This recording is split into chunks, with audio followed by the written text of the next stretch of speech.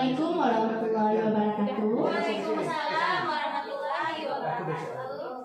Terima kasih ibu guru yang hebat, luar biasa. Wah, ada cahaya, kita bisa sembuh ya. Sebelumnya saya ucapkan terima kasih kepada ibu-ibu sudah mau membantu saya dalam berbagi pengetahuan dan wawasan tentang budaya positif. Diizinkan ibu? Masya Allah, terima kasih. Semoga pahalanya berlipat ganda. Amin ya rabbal alamin. Nah, kali ini saya akan memberikan pengetahuan tentang budaya positif. Nah, sebelumnya saya ingin mengetahui apa yang ibu ketahui tentang budaya positif? Budaya yang baik. Budaya yang baik. Ya, terus apa lagi Bu Eva?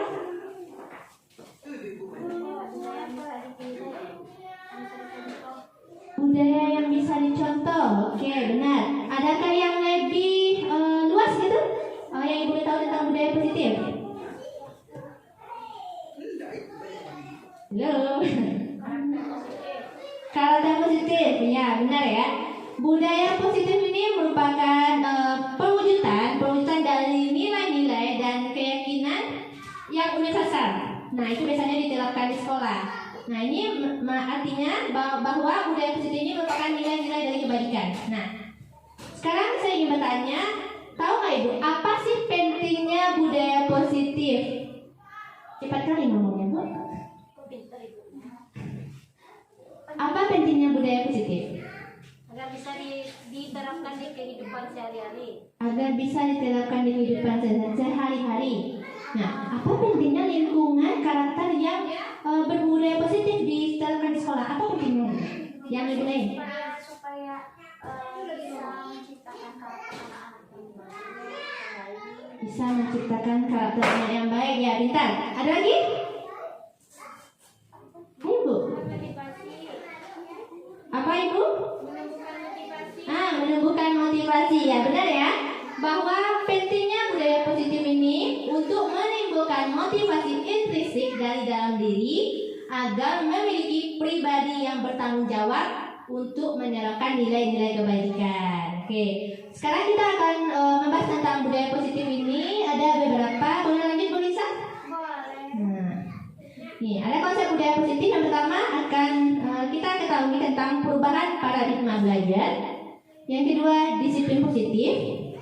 Ketiga, motivasi perilaku manusia. Yang keempat, kebutuhan dasar manusia. Yang kelima, keyakinan kelas. Yang keenam, posisi kontrol. Dan yang terakhir adalah segitiga restitusi. Oke, next. Nah, perubahan paradigma belajar. Halo. Hai. Nah, coba ibu pahami dari tulisan-tulisan ini yang cantik-cantik ini. Apa yang ibu pahami antara yang sebelah kiri sama sebelah kanan? Ya, apa yang ibu pahami? Silakan ibu baca dulu. Kalau yang di sebelah kiri, pembelajaran terintegrasi atau berorientasi pada guru, sedangkan yang di sebelah kanan, di sana anak yang melakukan semuanya. Iya, benar. Berdiferensiasi.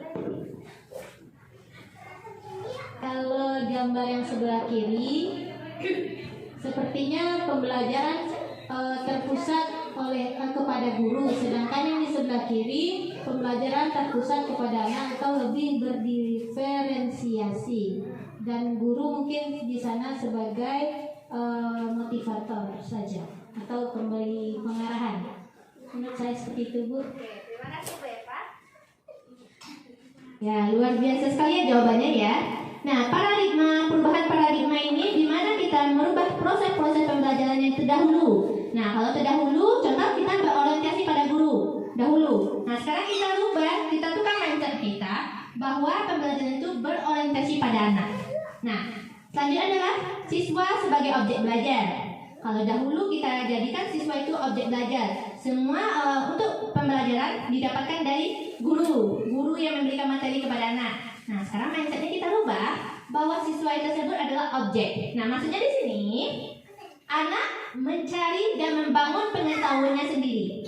Nah, dia bisa berpikir kritis untuk mencari ilmu-ilmu yang diberikan kepadanya, namun dia nalar sendiri bagaimana dia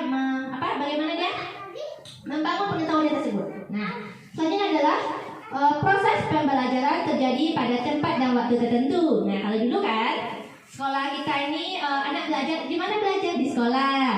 Kalau belajar itu di sekolah, kalau di rumah tidak. Gitu. Misalnya contoh, kalau di luar tuh main, kalau belajar itu cuma di sekolah. Nah, kita rubah mindset bahwa pembelajaran tersebut bisa di mana saja. Nah, bisa kita gunakan sesuai dengan falsafah Minangkabau. Alam tak kambang jadi guru. Nah, bahwa alam juga bisa jadi tempat belajar. Nah, yang terakhir, tujuan utama menitikberatkan pada penguasaan materi pembelajaran. Nah, tahu ibu maksudnya apa? Ada yang tahu? Bu Gaga, Bu Lisa tahu? Bahwa tujuan utama menitikberatkan pada penguasaan materi pembelajaran. Bu Epa sama Bu Epa? Materi tersebut harus tercapai. Ya, benar sekali ya. Bahwa tujuan utama yang dahulu dia mengatakan bahwa materi atau lebih menitikberatkan pada kompetensi anak. Potensi anak harus tercapai. Harus sesuai dengan materi. Ya, sesuai dengan materi. Nah, mindset yang sekarang bahwa pembelajaran itu untuk mengubah perilaku anak. Nih, tujuan utama pada pembentukan tingkah laku yang lebih luas. Nah, sekarang karakter yang dikembangkan Ibu ya, bukan potensi, bukan materi-materi yang harus anak itu paham, tapi kita melihat karakternya terlebih dahulu. Nah, next. Nah, disiplin. Apa itu disiplin? Halo. Ada yang tahu apa itu disiplin? Datang tepat waktu, benar. Melakukan sesuatu sesuai dengan kondisi dan situasi serta aturannya. Ya, benar sekali Bu Eva ya. Tepuk tangan. Ya, disiplin itu merupakan ketika kita memberikan peraturan kepada seorang, kita harus mengikuti peraturan tersebut. Nah, itu yang namanya disiplinnya. Kita mengikuti peraturan tersebut. Namun, pola disiplin ini banyak juga. Ada yang disiplin positif, ada disiplin negatif. Nah, next bisa. Kita lihat di sini makna kata disiplin. Nah, berdasarkan Ki Hajar Dewantara, boleh bantu bacakan cantik? Bantu bacakan Bu Epa. Bu Epa cantik juga. Baca gimana? Ki Hajar Dewantara, di mana ada kemerdekaan, disitulah harus ada disiplin yang kuat.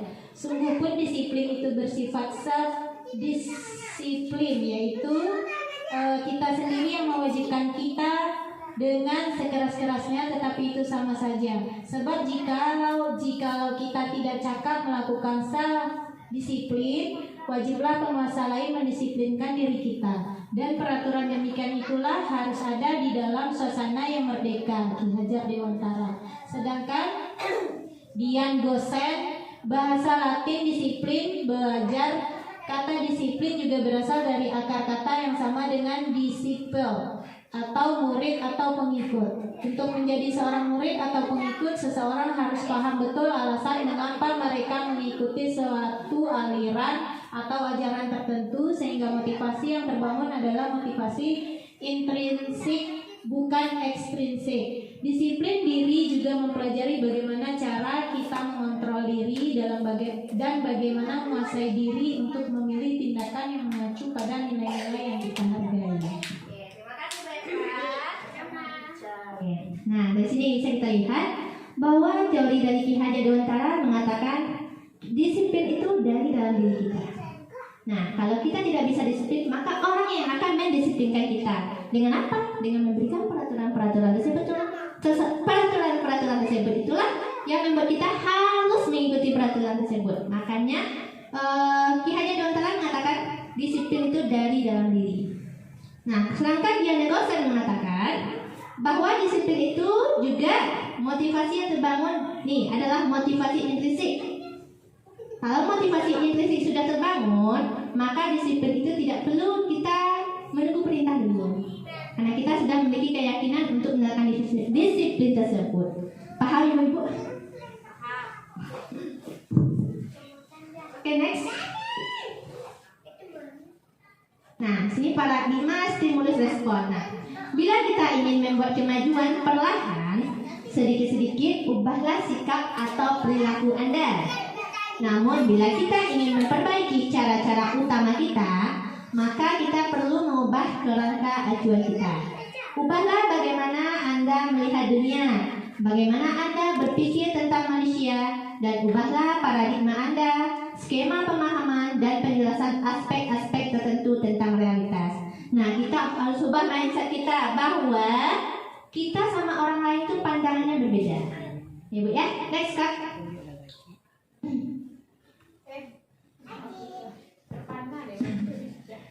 Kasihkan Bu saya. Nah, disiplin positif, paradigma, stimulus respon, Stephen D. Covey, Fish Theory Control, Dr. William Glasser. Nah, pada stimulus respon bisa Ibu lihat, dia mengatakan kalau realitas atau kebutuhan kita sama. Nah, sedangkan pada teori kontrol mengatakan kebutuhan kita berbeda. Nah, intinya pada stimulus respon, orang lain yang mengontrol kita.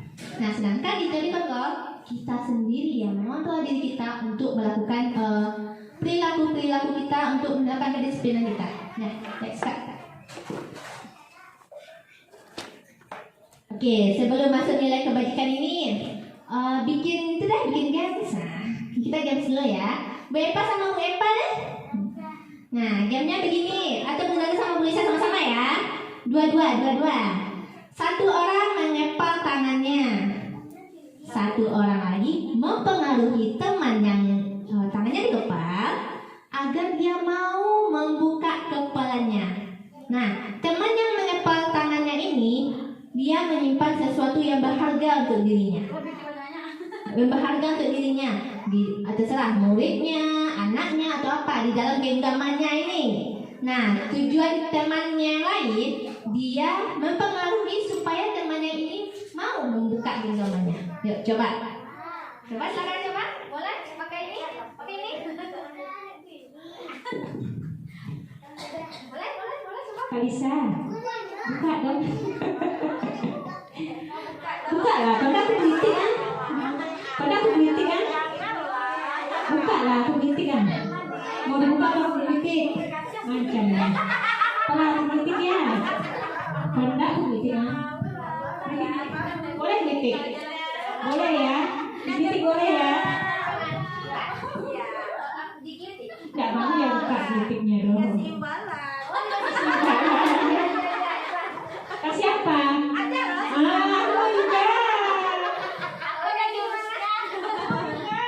Yeay, Bu Epa sama Bu Epa satu lagi. Nah, kepalanya terbuka. Nah, kalau Bu Lisa sama Bu Lisa kepalanya terbuka. Tidak mau dia dikritik. Tidak dapat belayu. Sekarang pertanyaannya, kenapa dengan diri kita sampai kita mau membuka kepala kita? Nah, kenapa? Ayo, Bu Epa bisa jelaskan kenapa? Karena dirayu. Karena dirayu dan karena ingin membantu teman juga. Karena dirayu dan ingin membantu teman juga. Oke. Kalau Bu Lisa? Iya.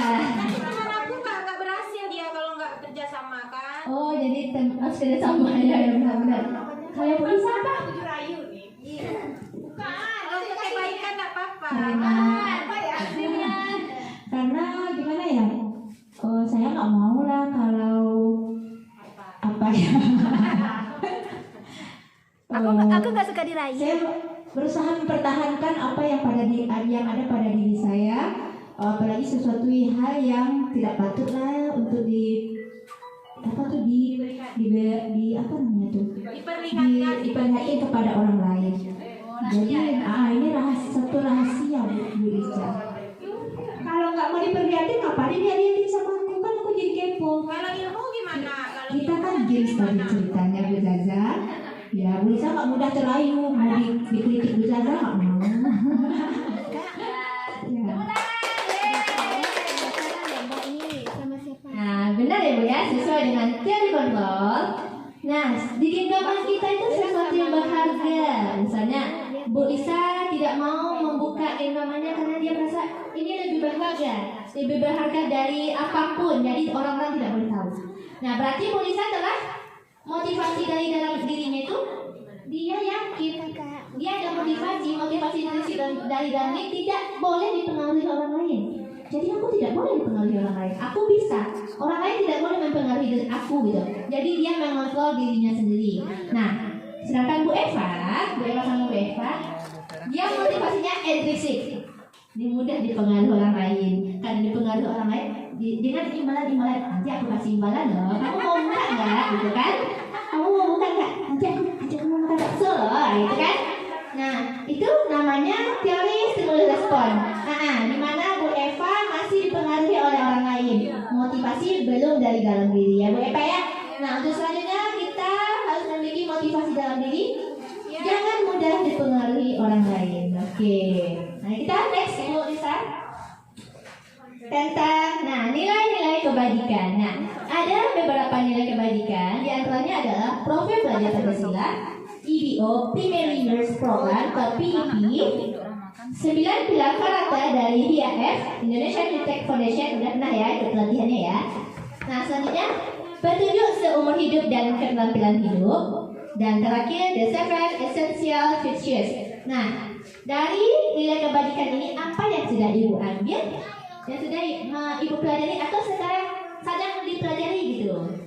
Sedang Ibu terapkan? Tentang apa nih nilai kebajikan?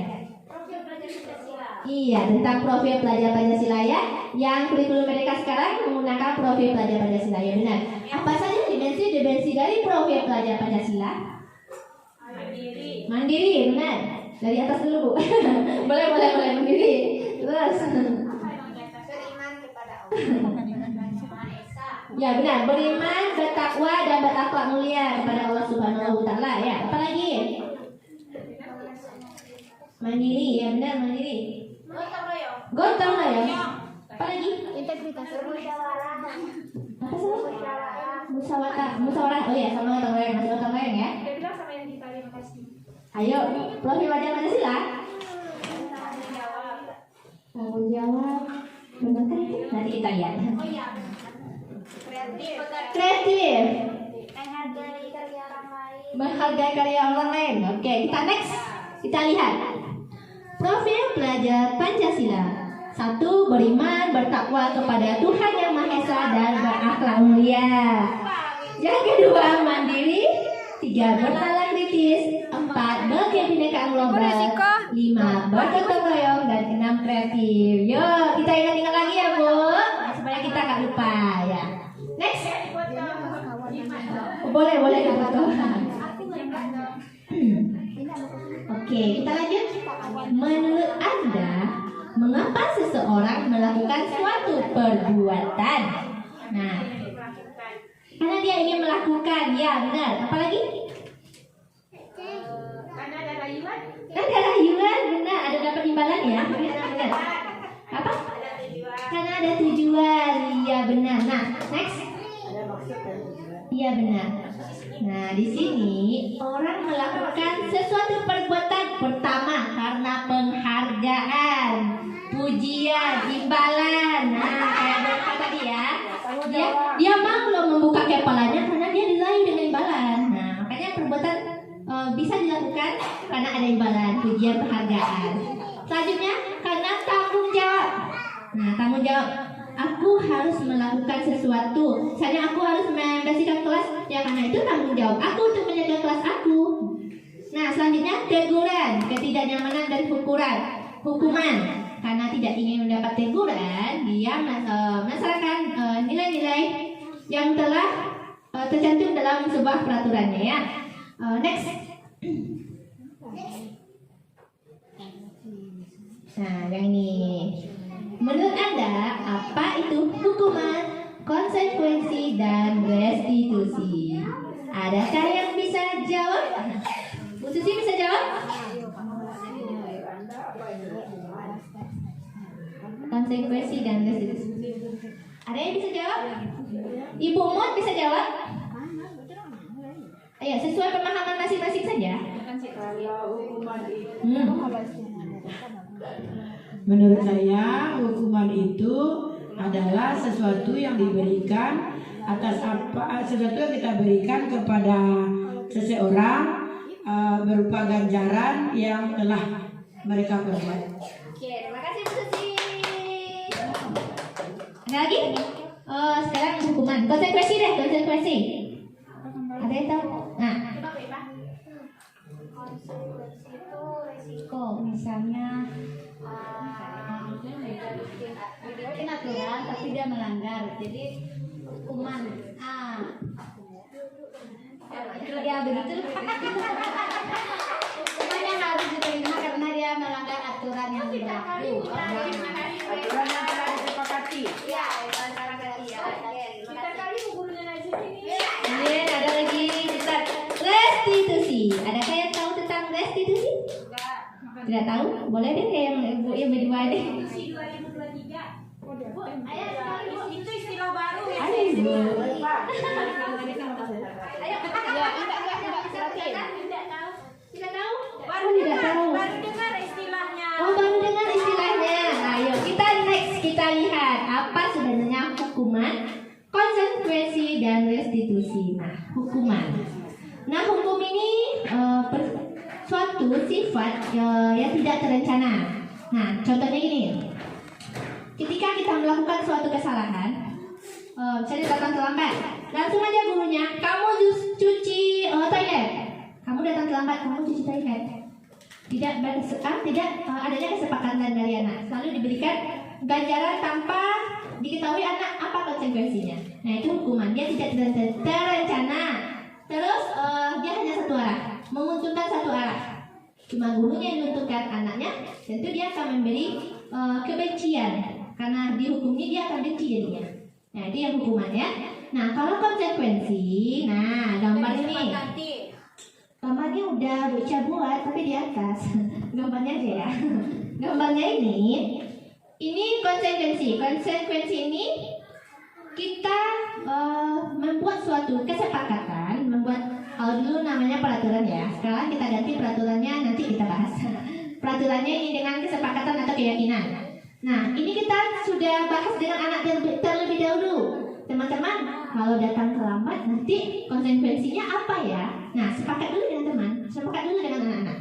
Sepakat dulu. Misalnya, mungkin aku besok lebih cepat datangnya, Bu. Jadi kalau aku datangnya terlambat, konsekuensi aku mungkin lebih 10 menit, lebih waktu aku terlambat pulang sedikit aja. Aku belajar lagi gitu 10 menit. Nah, itu namanya konsekuensi. Kita bersepakatan sama anak, memiliki kesepakatan yang sama. Nah, kalau restitusi, restitusi ini ketika anak melakukan suatu kesalahan, tidak langsung dicap, tidak langsung diberi hukuman, tapi ditanya apa kesalahannya tersebut, bagaimana dia belajar dari kesalahannya, kemudian dia mengambil solusi dengan mandiri dengan caranya sendiri untuk menyelesaikan permasalahannya tersebut.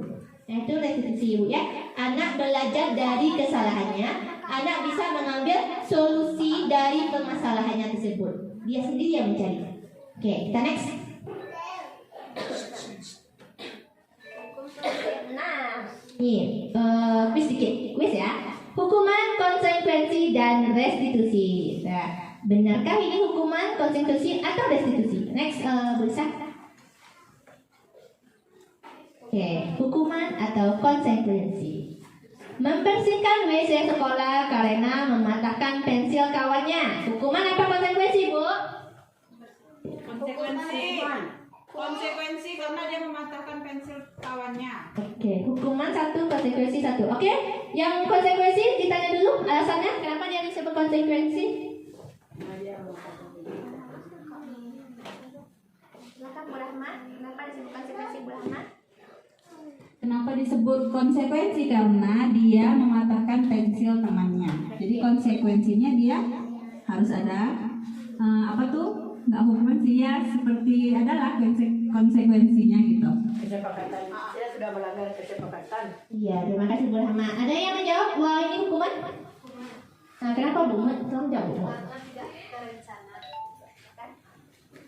Kenapa disebut hukuman? Karena tidak terencana. Karena tidak terencana. Oke. Kalau terencana itu kan konsekuensi. Dua marwah. Ya, benar sekali ya. Maaf Bu Rahmat, ini termasuk hukuman. Nah, kenapa hukuman? Ya benar kata Bu Mut. tidak terencana, tidak direncanakan sebelumnya sama anak. Tidak mungkin kan anak konsekuensinya, saya mematahkan pensil kawannya, kita bikin nih. Jadi hukumannya besok konsekuensinya apa? Membersihkan toilet. Adakah anak yang mau membersihkan toilet? Adakah? Gak mau kan? Nah, ketika mematahkan pensil kawannya, kan kita tidak tahu hari ini dia mematahkan pensil kawannya. Bagaimana kita bikin kesepakatan? Jadi ini belum terencana. Jadi ini hukumannya, Bu ya. Next. Iya, begitu ya, Bu.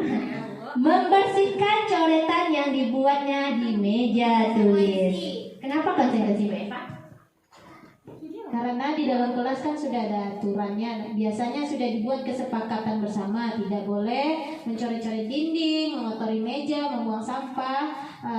Sedangkan di sini kasusnya membersihkan coretan yang dibuatnya di meja tulis. Ya. Jadi jatuhnya konsekuensi. Kalau menurut saya. Makasih, Bu Eva. Ada yang jawab hukuman? Ya, oke, benar ya. Ini konsekuensi karena kesepakatan itu sudah direncanakan bersama anak-anak. Jadi ketika dia melakukan suatu kesalahan terhadap keyakinan atau kesepakatan kelasnya, maka dia akan mendapatkan konsekuensinya dari kesepakatan dia tersebut. Nah, next. Nah, dihukum oleh penghargaan. Nah, ibu-ibu pernah nggak menghukum anak dengan penghargaan? Tahu maksudnya? Nih, contoh ya. Teman, boleh minta tolong bersihkan kelas kita tidak? Kalau mau bersih kelas kita, nanti ibu kasih hadiah. Pernah? Sering nggak? Sering. Nah, Apa hadiahnya, Bu? Nanti kita cerita. Ya. nanti kita cerita. Nanti dikasih tempel bintang. Kasih tempel bintang ya. Itu namanya dihukum oleh penghargaan. Kira-kira dihukum oleh penghargaan itu bagus ya? Bagus nggak ya? Bagus? Kita lihat dulu. Nah, dihukum oleh penghargaan akan berpengaruh pada jangka pendek dan jangka panjang. Bisa jadi anak melakukan sesuatu karena ingin mendapatkan imbalan. Kalau tidak ada imbalan, apakah dia mau? Kita belum tahu apakah dia mau apa tidak. Kalau dia mau, berarti hukumannya berpengaruh pada jangka panjang. Kalau tidak mau, berarti dia jangka pendek. Nah, penghargaannya tidak efektif. Selanjutnya, penghargaan merusak hubungan. Ini tahu ibu maksudnya apa? Ketika satu anak dikasih imbalan, yang lain akan merasa iri. Nah, itu kan jadinya permusuhan antara anak. Kecemburuan sosial. Iya, benar, kecemburuan sosial. Iya, betul kan? Ya benar itu. Ibu sini ibu aja, wadah ibu aja. Itu bahasa Minangnya ya. Ibu aja, ibu berikan sama dia, aku tidak. Nah gitu. Nah sebenarnya penghargaan mengurangi kecepatan, penghargaan menurunkan kualitas, penghargaan mematikan kreativitas. Nah selanjutnya penghargaan menghukum, motivasi dari dalam diri intrinsik. Nah motivasi untuk membersihkan kelas tersebut bukan dari dalam dirinya, tapi dia dipengaruhi oleh orang lain dengan imbalan. Nah ibu ya, next. Dia bagi pipi. Iya, benar. Nih, mengapa keyakinan kelas? Mengapa tidak peraturan kelas saja? Nah, kalau dulu kan kita disebut ini peraturan kelas. Ya, kenapa harus keyakinan kelas? Kenapa nggak peraturan kelas saja? Kenapa? Ada yang bisa jawab? Kenapa? Kenapa tidak peraturan? Kenapa harus keyakinan kelas gitu kan? Kalau peraturan nanti ada konsekuensinya. Kalau peraturan ada konsekuensinya. Kalau keyakinan kelas? Tidak ada konsekuensinya. Enggak ada konsekuensinya. Ada lagi? Ada loh. Apa? Sebelas itu ada. Oh, tentu ada. Kalau keyakinan, kamu boleh cerita dulu. Keyakinan. Kalau keyakinan itu tertanam dalam diri, jadinya konsekuensinya untuk diri kita Pakai sendiri. ayam. Betul sekali. Tanpa mic, udah dijawab dulu ya. Benar ya, Ibu Vera ya. Kalau peraturan itu rasanya gimana ya? Aturan deh, peraturan banyak banget. Banyak sekali peraturannya. Akan rasanya anak-anak itu atau orang yang diberi aturan rasanya malas gitu ya. Ya. Terpaksa. Dia terpaksa melakukan peraturan tersebut. Nah, kalau keyakinan itu dari dalam dirinya, bahwa wah aku harus melakukan itu karena kalau aku tidak melakukan itu aku yang celaka. Nah itu keyakinan dari dalam dirinya, ibu ya. Next. Nah, pembentukan keyakinan sekolah atau kelas. Ibu-ibu sudah membuat keyakinan kelasnya? Sudah. Sudah? Ya. Sudah? Tapi tidak dipajang Bu Ica. Oh, tidak dipajang. Ya, yang lain sudah buat. Ibu Eva sama Bu Siti Fatimah sudah? Sudah. Sudah? Tidak dipajang juga? Ditulis ya. Ditulis di papan tulis terus dihapus lagi. Oh, ya, tulis dihapus lagi. Tidak ada dicetak, Bu. Tidak ada Pakai dicetak. sepakatan bersama. Oke, Tidak bentar. seperti punya Bu Ica lagi. Seperti punya Bunca. Oke, bisa ada ya? Ada ditempatkan di kelas. Nah, Ibu ya, untuk saja. iya, untuk membuat keyakinan kelas ini, kita harus membuat tentang nilai-nilai kebaikan sama anak. Kesepakatan dengan anak. Tidak boleh satu pihak aja. Ini peraturan aku, tidak boleh guru aja peraturannya. Harus sesuai dengan kesepakatan anak. Anak mau nggak ini itu? Mau nggak ini keyakinannya mandiri? Mau nggak teman-teman? Kalau dia mau, kita buat gitu kan? Kita buat. Nanti kita tulis di papan tulis. Setelah kita tulis di papan tulis, kita tanyakan lagi sama anak. Benar ini keyakinan kelas kita? Apa masih ada tambahan atau ini saja? Nah, kita tanyakan kepada anak apa konsekuensinya kalau kita melakukan atau melanggar peraturan ini, melanggar keyakinan kelas tersebut. Nah ya, terus keyakinan kelas ini sebaiknya kita tempel di kelas. Nah, bisa ditempel ya Bu Guru? Kita tempel di kelas agar setiap hari anak membacanya dan anak paham bahwa oh aku harus meletakkan barang pada tempatnya, aku harus bertanggung jawab. Jadi dia tertanam dari dalam dirinya bahwa dia harus bertanggung jawab membersihkan lokalnya, bertanggung jawab meletakkan barang ke tempatnya. Karena dia yakin kalau barang tidak pada tempatnya nanti ada yang terjatuh kena balok misalnya. Itu Ibu ya, dia yakin dari dalam dirinya. Nah next. Uca mungkin karena belum ditempel jadi dia sering lupa dengan keyakinan yang dibuat. Iya kan, iya benar. Karena tidak ditempel. Karena tidak ditempel, iya. Biasa kita tempel ya Bu? Iya, kita bacakan setiap hari sama anak. Tulisan sudah ya? Nah, kita bacakan setiap hari. Biar anak-anak kan Iya. bisa baca kan. Ada gambarnya kan. Iya, ada gambarnya. Bu Ya. Ica hebat. Bu Ica juga hebat. Oh, sebentar. Yeay. Ibu guru semuanya hebat. Nah, besok kita tempel lagi ya Bu ya. Next. Oke, Nah, kebutuhan dasar manusia. Nah, kebutuhan dasar manusia ini apa sih yang harus dipenuhi anak gitu? Kenapa kebutuhan dasar ini harus dipenuhi gitu? Nah, yang bisa jawab? Makan. Ya, makan benar. Kenapa harus dipenuhi Bu Vera? Kalau nggak makan sakit. Kalau nggak makan sakit, ya benar. Apalagi? sayang-sayang. Disayang-sayang. Kenapa harus disayang-sayang? Kalau nggak disayang, Masa tidak disayang? nggak disayang Dasar sedih. manusia dia kebutuhan rohani dan jasmani Bu Ica. Kebutuhan rohani jasmani ya.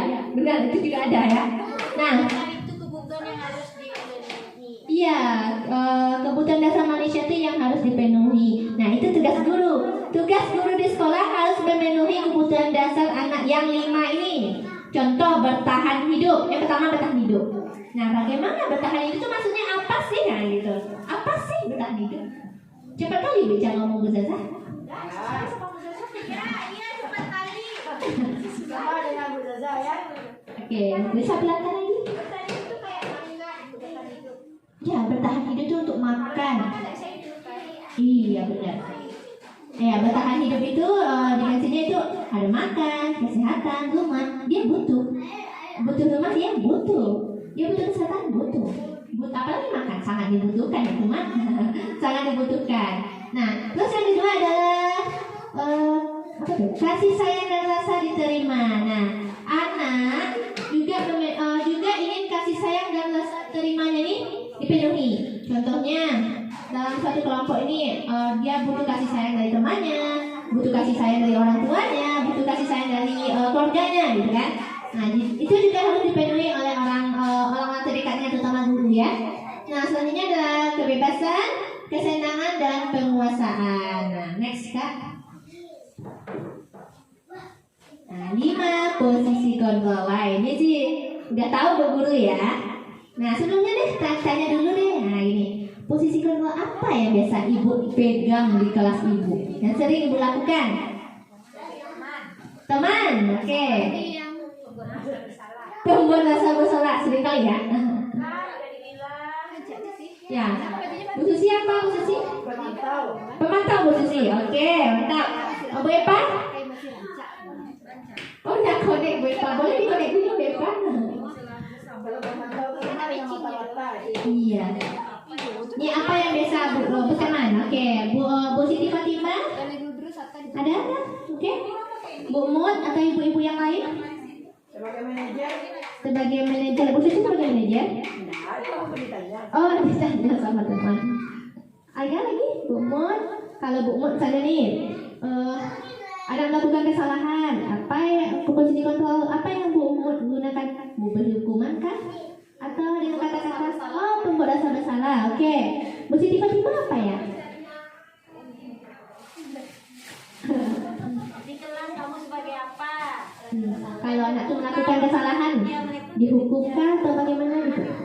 Kalau nggak selesai di sana. Hukum tuh. Dihukum, penhukum. Kalau pembuat rasa bersalah kan nggak boleh bilang di sini. Iya. Aku sering kayak gitu. Iya, benar. Betul. Oke, baik hukum sama pembuat rasa bersalah ya. Ya, kita lihat dulu penhukum. Penhukum ini, contoh kita langsung ke contoh ya. Ketika anak melakukan suatu kesalahan, dia langsung dihukum. Langsung menjat. Nah, hukuman ini biasanya akan menimbulkan kebencian anak pada gurunya, kebencian anak pada pembelajarannya, kebencian pada hukum tersebut. Nah, itu namanya posisi kontrol penhukum. Intinya dia malas di kelas ya. Ya, dia tidak menimbulkan motivasi dari dalam dirinya, sehingga dia menjadi malas belajar ya. Terus yang kedua, pembuat rasa bersalah. Nah, pembuat rasa bersalah ini ketika anak melakukan kesalahan, ibu gurunya suaranya lembut, tetapi dia mengontrol muridnya itu.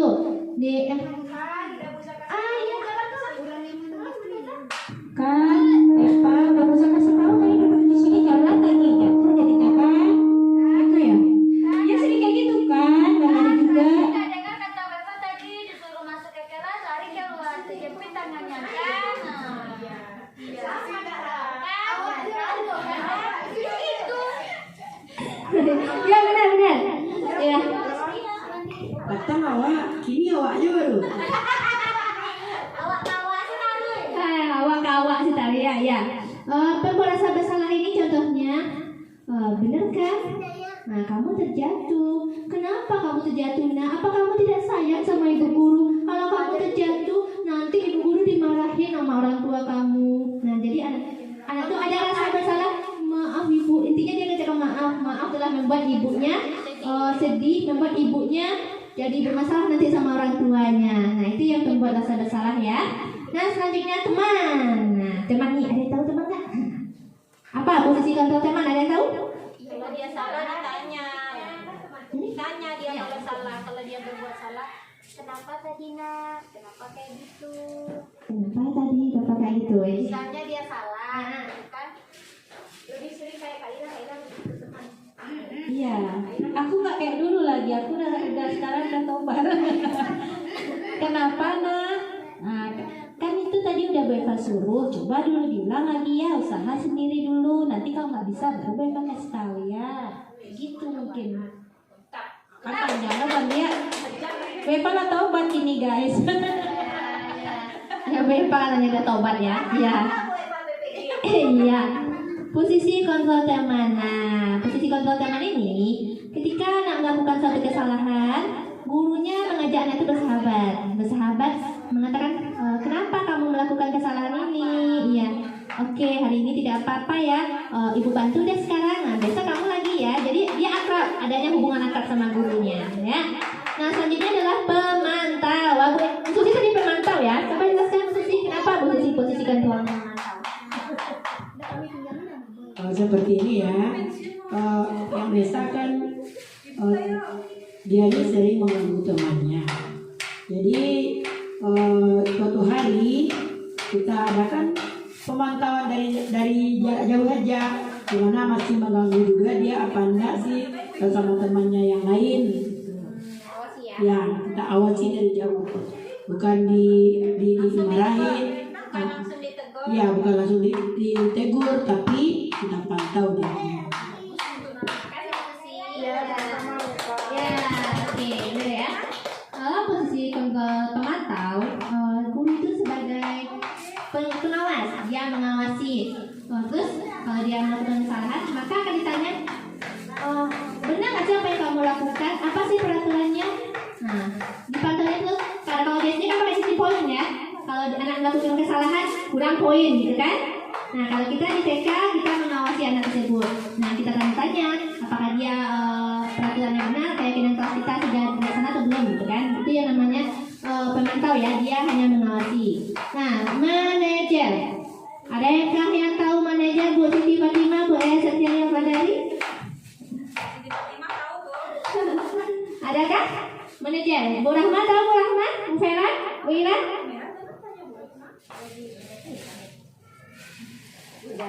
Betul tahu? Manajer? Manajer mengelola ya, benar ya? Manajer. Nah, posisi kontrol guru manajer. Inilah posisi kontrol yang harus ada di dalam diri guru. Kenapa? Karena posisi manajer ini memberikan anak untuk menjadi pribadi yang mandiri dan bertanggung jawab. Azan. Kita berhenti sebentar. Oke, Ibu ya. Kita lanjut tentang belum lagi teks ya Bu. Jadi Bu Eva, Bu Siti kita lanjut. Oke, nah selanjutnya adalah manajer. Nah, manajer inilah yang harus dimiliki oleh guru. Nah, tahu Ibu manajer ini? Tahu. Apa Ibu? Pemimpin, leader. Misalnya di dalam kelas, jadi guru itu dia bisa memanage anak-anaknya, bagaimana peraturannya, bagaimana ketika belajar. Jadi semuanya terangkum, bisa juga jadi teman. Pokoknya dia mengatur semuanya di kelasnya. Terima kasih ya Bu Rahma. Nah, ya, itu kan belah-belah. Nah, ya benar. Kalau manajer ini, posisi kontrol kita, ketika anak melakukan kesalahan, kita tidak langsung memberi hukuman. Kita tidak bisa juga menjadikan dia teman. Namun kita di sini melakukan solusi. Anak dia melakukan kesalahannya. Kenapa dia melakukan kesalahannya? Apa alasannya? Kita jadikan diri kita di posisi dia tersebut. Nah, selanjutnya dari masalah-masalahnya tersebut dia bisa mencari solusinya sendiri. Itu posisi manajer ya. Bahwa permasalahan anak ini bukan guru yang kasih solusi, tapi dia yang menemukan solusinya sendiri ya. Paham Ibu? Paham. Oke, next Ibu Dewi. Nah. Oke, sebelumnya Bu Dewi boleh Bu Dewi di situ ada video di web yang satu lagi, boleh dilihat dulu. Yang posisi kontrol ya. Yang ini, bagian ini, boleh. Ini, oke, yang posisi kontrol, ya, segitiga ini, yang posisi, oke. Ya, boleh Ibu Guru lebih paham ya, kita cek sebentar. Nah, misalkan ya Bu Dewi. Salam bahagia Ibu dan Bapak guru hebat. Dalam penerapan disiplin positif restitusi, salah satu program yang dikembangkan sedikit aja Bu Dewi. Pas anak tadi lanjut. Terus, ini, oke. Nah, ini posisinya penghukum, jadi perlu lebih paham ya, penghukum. Nan, sini kamu. Itu tidak Selalu terlambat. Kamu deh, pasti terlambat. Maaf ya, Bu, tidak langsung. saya Apa? Apa coba? Alasan kamu apa lagi? Kapan sih kamu Mbak? Malas sekali ya kamu jadi anak. saya Dasar pemalas. Gak kamu Intimidasi gurunya aja, Sudah berapa biasanya. kali terlambat? Sana, kamu keliling lapangan basket 2 kali. kenapa saya harus keliling lapangan basket Bu? Kenapa? Kamu melawan ibu. Berani-beraninya jawab. Sudah terlambat, masih berani jawab pula. itu ya hukumannya Bu ya. Keliling lapangan basket 5 kali sekalian. Biar kapok. Cepat. Dia membuat hukuman tersebut jadi dibenci oleh anak tersebut ya. Posisi penghukum Ini posisi biasanya berbicara dengan nada tinggi, menghardik, menunjuk-nunjuk, menyakiti, dan menyindir. Hukuman bisa berupa fisik maupun psikis. Ibu dan bapak guru hebat. next yang posisi Dampak yang selanjutnya. terjadi pada murid ketika guru berada pada posisi Ya. Nanti Bu Dewi di sini lanjutkan lagi prakteknya. Sedikit lagi Bu Dewi. Sedikit aja.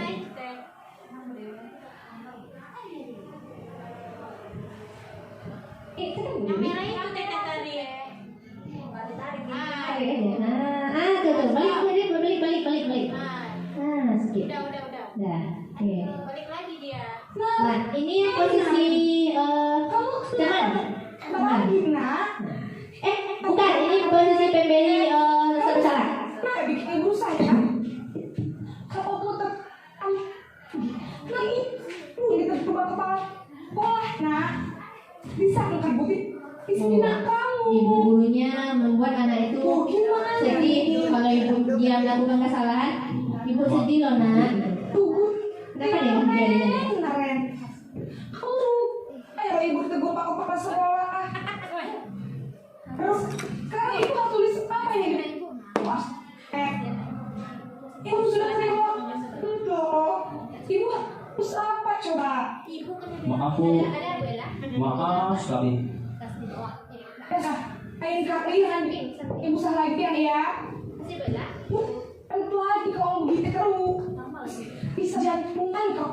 Nah itu. Bapak sekolah sama kelas. Maaf ya Bu. Maaf sekali. Ya, itu yang merasa bersalah ya. Nah, kita next saja Bu Dewi, langsung di prakteknya aja. Nah, di prakteknya aja. Nah, ini teman. Nah, ini posisi teman yang biasa digunakan ya. Nah, ini posisi teman. Waduh, kenapa dengan jaringan itu? Bu Dewi, pakai Bu Dewi tadi. Bu Dewi coba satu balik. Kayaknya pakai tadi nggak pasang ya Bu Dewi. Oke. Nah itu apa tadi? Teman, posisi teman. Nih, kita lihat ya posisi teman itu bagaimana sih, gitu kan? Naren. Ini sama. Ya katanya aja yang berbeda. Selamat pagi Bu.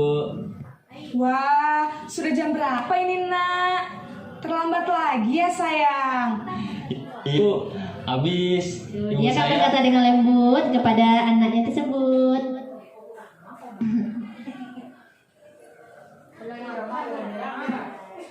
lupa bangunkan saya Bu. Ini. Kamu malah menyalahkan ibu kamu. Kamu bukannya anak yang Dia tadinya paling rasa asik ngomong sama bu gurunya. lambat sih. Duh. Guru BK. Ya. Ini kan tingkat SMA. Duh, jaringan kenapa ya? Jangan lelet jaringannya ya. Oke, kita next saja lah kalau lelet jaringannya. Nanti kita lihat lagi videonya Bu ya. Oke, kita balik ke sini Bu Dewi. Kak kita Bu Dewi. Materi kita. Yang mana kita lagi ya? Segitiga restitusi. Ya, Iya Bu, saya memang terlambat bangun tadi. Jadi matikan aja Bu Dewi. biarpun saya lari kencang, tetap gak kekejar Bu. Ya sudah, nanti lain kali larinya lebih kenceng lagi ya. Nah, kita lihat dulu materinya ya.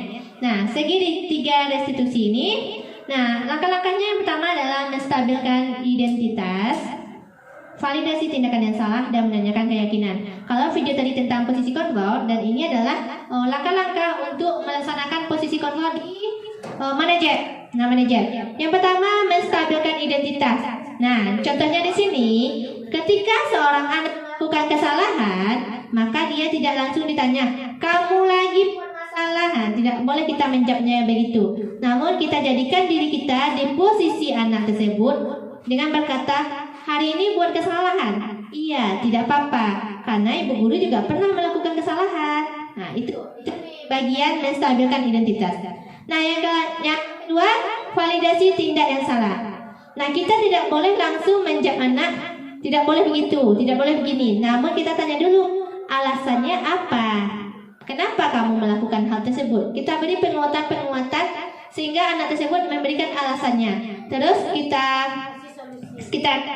katakan kepada anak itu, apakah ada yang lebih baik, lebih bagus bisa kamu lakukan daripada yang ini? Misalnya dia memukul teman, wah kamu memukul teman kamu, pasti ada yang lebih bagus kan dari itu. Nah, gitu.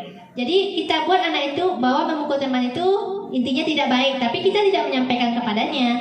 Kita sampaikan bahwa ada yang lebih baik gitu kan, ada yang lebih bisa dilakukan selain memukul temannya. Nah, itu kita letakkan pada validasi tindakan yang salah. Nah, yang ketiga menanyakan keyakinan. Nah, setelah itu kita tanyakan kepada anak, apa ya keyakinan kelas kita? Apa ya, kamu mau jadi orang seperti apa? Ideal kelas ideal itu bagaimana? Murid ideal itu bagaimana? Kita tanyakan kepada anak tentang keyakinan kelas. Nah, next, Bu. Nah, ini pengalaman saya dalam melaksanakan segitiga restitusi dan keyakinan kelas. Next, Ibu ya. Oke, di sini ada nih. Ini pertama melakukan membuat keyakinan kelas bersama anak, melakukan kesepakatan bersama anak. Kemudian anak membuat sendiri. Dalam satu kelompok itu ada satu orang yang menulis. Nah, di situ ada anak yang pintar, udah pintar sekali menulis, udah pintar sekali membaca. Jadi temannya yang memberi pendapat, dia yang bantu menuliskan, gitu ya. Nah, di sini, ini kita keyakinan kelas ini keyakinan kelas yang telah dibentuk bersama anak. Nanti kita ulang setiap hari bersama anak, agar anak bisa menerapkan apa keyakinan kelas yang telah dibuat bersama. Oke, dah next. Oke, sampai kita penghujung acara. Alhamdulillah ya Bu ya, materi kita tentang budaya positif sudah kita pahami, sudah saya sampaikan. Ibu sudah memahaminya? Sudah? Nah, alhamdulillah. Adakah pertanyaan dari ibu-ibu? Mungkin belum paham atau ada pengalamannya atau yang mau bercerita atau bagaimana gitu? Ada? Ada lah. Masa tidak? Ada Bu Rahma? Ada Bu Eva? Bu Siti Fatimah?